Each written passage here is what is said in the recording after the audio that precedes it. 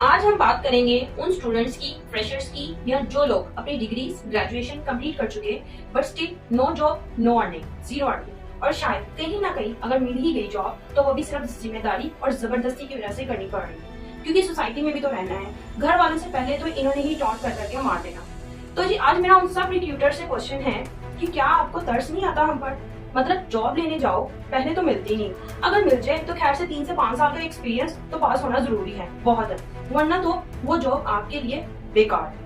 اب بندہ پوچھے جس عمر میں کچھ کرنے کی، بننے کی اور پیسے کما کے فیملی کو اور خود کو راضی کرنے کا ٹائم ہے، اس وقت میں ہم اپنے آپ کو ایکسپیرینس کے پیچھے لگا دیں، اور جب وہ آپ کو مل جائے تو یہ تو ارمانوں کا خون ہوا۔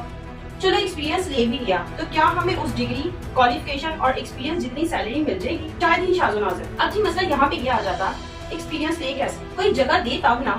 ہر کوئی فریشر کہہ کے منہ پہ جواب، ارے جب تک کوئی جگہ نہیں دے گا